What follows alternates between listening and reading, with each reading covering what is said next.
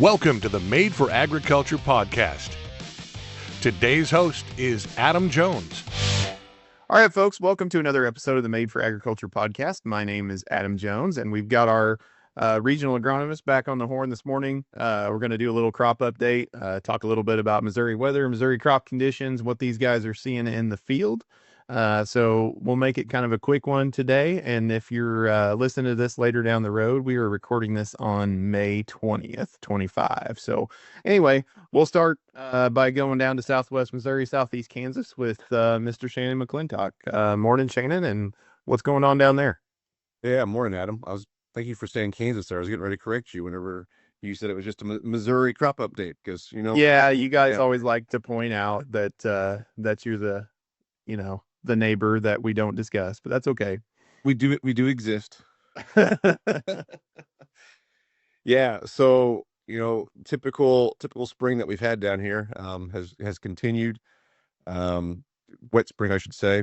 Last week, we were fairly dry. Probably the most productive week we've had in a while. Most everyone who still had some corn to get wrapped up got that wrapped up. There were some beans that went in last week. And then, like clockwork, Friday night rolls around, Saturday night rolls around, and it's been raining ever since.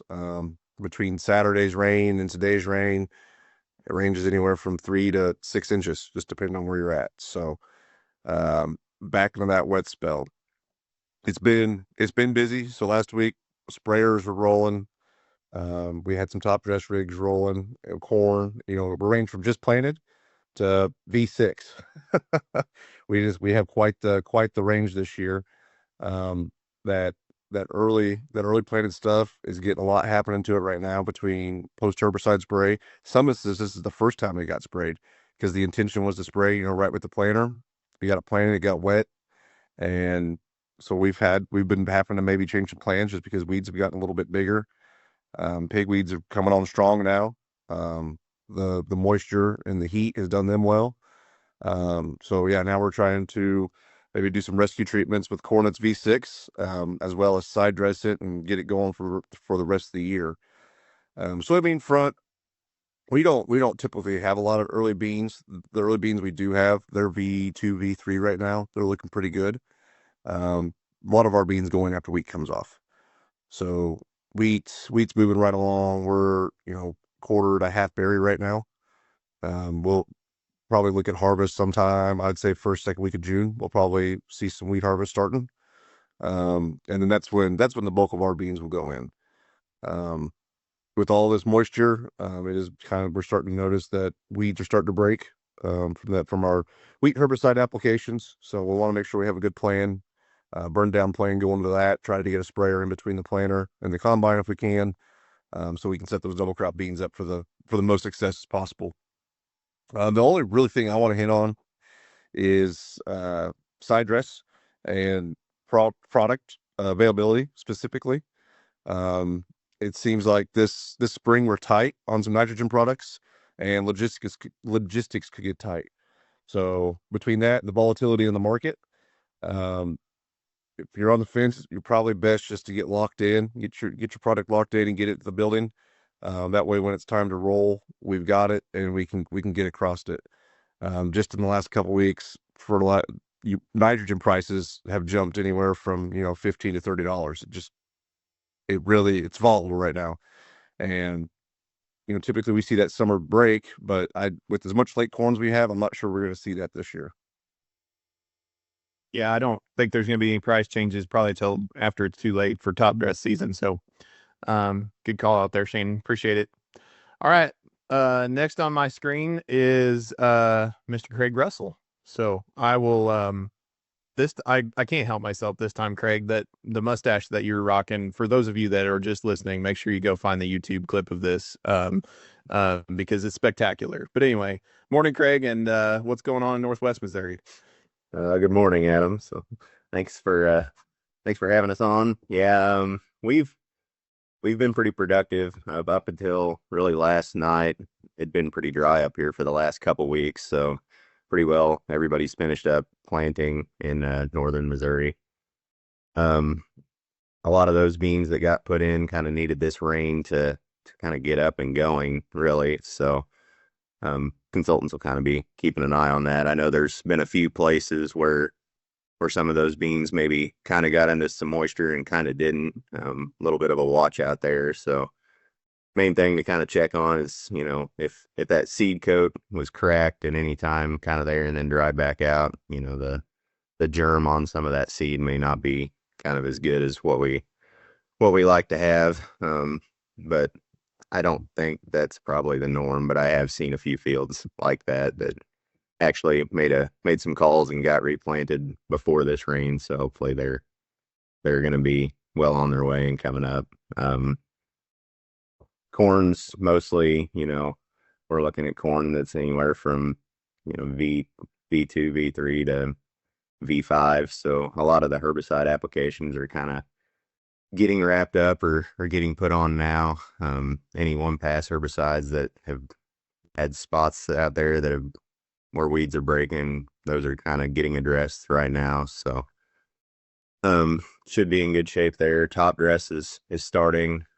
If anybody's wants to take a look at some NutriTrack Indirects, I would just encourage you to get with your consultant, get with your precision specialist, so we can take a look at those and use those variable rate nitrogen Rex. So Shannon just talked about how price of N is kind of going up here with just volatility of the market. So trying to utilize that nitrogen and be as efficient as we can with it might be a good year to try some of those out.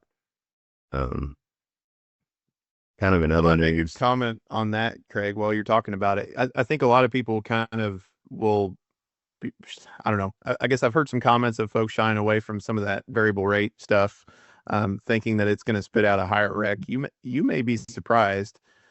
That tool may spit out.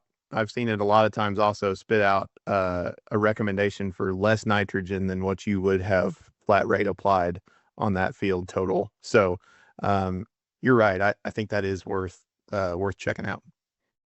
Yeah. And really on those recs too, I mean, we have the ability to kind of tweak those and tailor them as needed. So, I mean, if it's calling for some crazy amounts of product, I mean, we can adjust those down to get a good average at whatever rate you're kind of looking to maybe run or dollars you're looking to spend. So, and still just be more efficient. But kind of one of the last things I kind of really wanted to talk about, we do have been seeing some spider mites up this direction, both corn and beans, really. I do kind of think that with hopefully this cooler weather that we've got coming in and some of the rain that we had here last night and everything, that hopefully we'll kind of not see those continue to just ramp up and everything, but just be a good call out. I mean, don't be going out in your fields right now and just spraying any insecticide in with your post pass just because you're making one. So be careful and conscious of that, or could potentially be causing yourself more problems than you're helping. So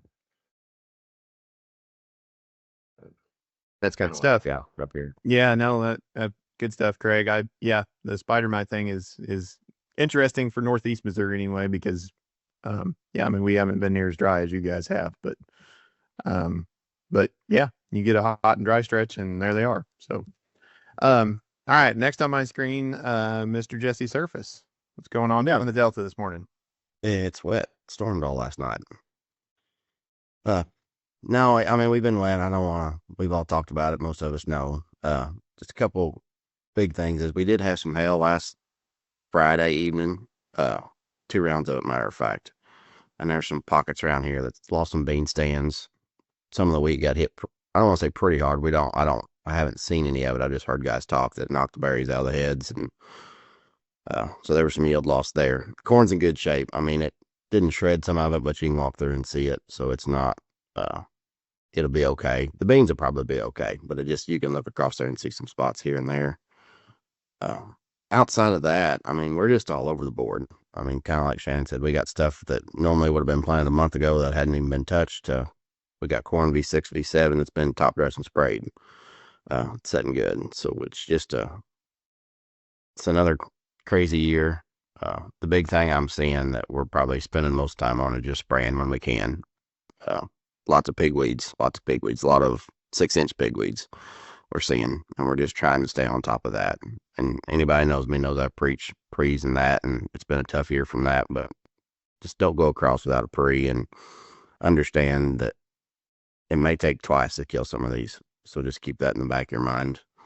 And surprisingly, in this non-Liberty weather, because we're not used to spraying Liberty this early, is worked decent. So I'm not mad at it, but just there's just a lot going on and trying to keep up and being the corn at all different stages. It's all over the board. Yep, absolutely. Good stuff. Now, Jesse, we say that hard to get pre's on thing like every year. So like if we've only been doing this podcast a couple years, but I could go back and I could guarantee I could find a clip of you saying that last year and probably the year before. You just have to make a point to make sure that it's done before you pass the planter across. And it's not for the guys who own their own spray rig. They understand it and they do pretty good, but it's like a lot of these smaller guys, you get to the northern part of my territory that rely on the store, and it's just to struggle when you got 5 or 6 guys planting and only one spray rig in the store trying to keep up with all of them and keep them all happy. Yep. No, that's right. But it's worth a couple of extra days of waiting. I will say just we can raise a darn good crop in a pretty wide planting window anymore. But what we can't do is clear pigweed. Yeah. We're going to do it that. I'm pretty sure we're not gonna kill because some guy got excited. Yep. And I get it. I mean, I farm a little bit on the side. I understand getting excited, but once you got that mess, you got that mess the rest of the year. That's right.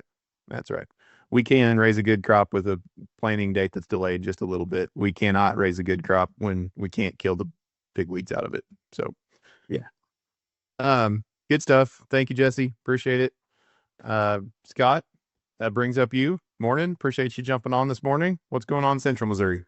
Well, basically, if you take everything that everybody said and kind of mash it all together, that's us. As far as crop stages, we've got foot tall corn over on the western side that they're already starting to top dress.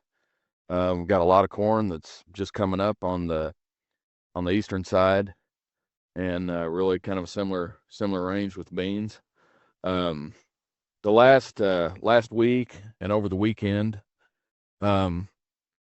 including a dry Sunday, by the way, as Craig pointed out in his update last week, following a wet Easter Sunday, we bucked that, which I don't know. Hopefully that's not a sign of getting dry for this summer, but no, last week, tail end of last week and the weekend, a lot of stuff was planted. A lot of guys finally got corn done, and even quite a few finished up beans, and or at least in the short rows on beans. So lots been done, a lot of crop in the ground, so that's a good thing. As just basically as what everyone else has kind of commented on, top dress is already starting in part of the region. Water hemp, pigweed, whatever, a lot of it showing up and already getting tall fast. Fielded a lot of calls on what to do regarding water hemp over the last week. And, as you guys know, there's only so many options. So, as Jesse said, relying on the pre's, the rains have I get it. The rains have thrown a hitch in a lot of this. We went out, we burned down, we might've put a low rate of a pre down then, but in the meantime, it's broke and maybe the ground's still not planted or just planted. And, we're dealing with a flush now. So just as everybody else has said, just be very, very conscious of that, because that'll be something we'll fight all year long. And tillage, if you're going to till them, don't go out and just run a VT over it and cripple them up, because we usually just have no chance at that point. So the only other thing that was kind of on my mind, and fortunately, I don't think this is a major issue yet, although it may become one, as far as just some of the replants. I know over in last night I dumped 3/4 of an inch out of the gauge this morning, and I can't imagine that that's correct. Climate said we had about an inch, and that even seems low for the way it stormed. But Sam over in the southwest part of our territory around Nevada, Rich Hill, Adrian, he said they had 3 and 4 inches of rain over 24 hours on ground that was already wet. So we could start looking at some low populations on some soybeans. I would just I get that you do not have to have 150,000 seeds to raise a bean crop. I've had beans, I've had populations as low as 50 and 60,000 yield right along with 140,000, 150,000 on the other end of the field. When they're evenly spaced, you absolutely can do it with those low numbers. What concerns me is when we're making that decision at this point in time based off of conditions that have already taken out a big chunk of the stand, that can continue on through the season. If we've, introduced some disease stress early on, I've seen big plants continue to die on through August and even September. And as I said, 50, 60,000 can raise a crop if we get them to harvest. So just keep that in mind when you're looking. I think anytime you get down below that 90, 100,000, you just need to really look at all the conditions and figure out what caused it. And if you've got, if you've had some phytophthora and things like that working on those stands, that can continue on. Had multiple, and I'm interested to hear your all's thoughts on this, but I can think back to multiple times that we went in and thickened up a stand, left the original, and after subsequent rain events throughout the summer, you see more dead beans, but they're always in that original stand. So in that case, we hadn't went in and thickened it up, we would have kept on losing those beans. And then other situations where even times that we had 60, 70, 80, and by the end of the season, you keep losing another several thousand. You just really feel like you should have went back in and replanted. So I won't beat that to death, but I understand seed costs. I understand why we've trended lower, but just we can get too low on those. So just be conscious of that. And a little bit the same on corn. I know several that when the weather keeps on coming, all of a sudden 21, 22,000 starts looking better and better. But depending on, and I know there's a lot of factors, insurance factors into it, the economics of it, everything else factors into it. But, it is a little early to be, especially on better ground where you feel like you have that potential there. If you're going out with 2/3 of a stand this early on something that very much has a fixed ear, or, it's worth considering going in and trying to, to get a better stand to take through the rest of the season. So like I said, be interested to hear your all's thoughts on that, but that's just one of the concerns I've kind of had over the last couple of weeks. And I get the frustration not being able to, you got plenty of other things to do, and I'm not saying to tear something up while you still have half your farming to do, but if you're done now, it's only the 20th of May on some of these. Yeah, I'll let these guys chime in too, Scott, but I guess my comment on that is it's definitely been kind of the farmer social media trend to drop those those planting populations.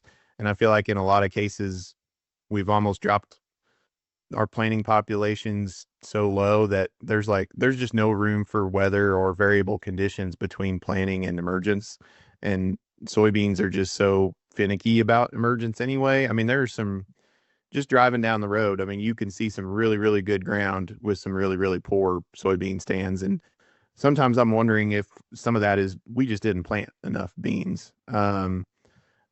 I don't know. There's a little bit of an insurance. I understand seed cost and treatment costs and all those kind of things, but there's also cost in having to do stand counts and consider doing it again and all those kind of things. And then the whole going in and spotting beans back in, it just, you guys have seen the data, your beans basically still come from that original stand, and then you've got a bunch of other plants out there that don't have a ton of beans on them, but you need it to try to get to max percent of yield, and it just kind of turns into a deal. So I think that's something that we ought to be thinking about when we're working on seeding rates for some of these fields. I think one comment I'll make to Scott's point, I mean, because Jesse and Scott have both talked about weed control. I mean, trying to get a good canopy with the population of soybeans at, that 50, 60,000 can be kind of challenging too. So, I mean, and even to Adam's point, because he's absolutely correct. I mean, when we're dropping those populations down and kind of basically counting on us to get a pretty good percentage of those beans that were planted to come up and produce a stand. I mean, it's another thing to take into consideration with weed control becoming more and more challenging every year to try and make sure we've got a good population out there to produce that canopy. So, My God, we'll all sound like seed salesmen. Well, Jesse, the number one. Yeah, I know. Yeah, same train. The number one herbicide is canopy closure, and you can't buy that. So, well, when you just start figuring, or go ahead, Shannon. I was just saying to that point, another thing to take into consideration, as been mentioned, is row spacing. I'd rather have a 50, 60,000 stand of drilled beans than 30-inch row beans for that reason. Canopy closure. There's a lot of factors that go into beans. Replant decisions are never easy. Corn seems to be the most difficult one. Beans can be just as challenging too. To Scott's point here, I mean, yeah, we can have, we could have some darn good beans with 50, 60,000 stand if we have that at harvest. There's so many factors that you got to take into account, and I've seen Scott mentioned beans dying when you go in and spot back in. I've seen that as well. I do think that's right. I think we picked up some early season disease, and if we wouldn't have done that, then we would have had zero compared to what we picked up with the spotting in.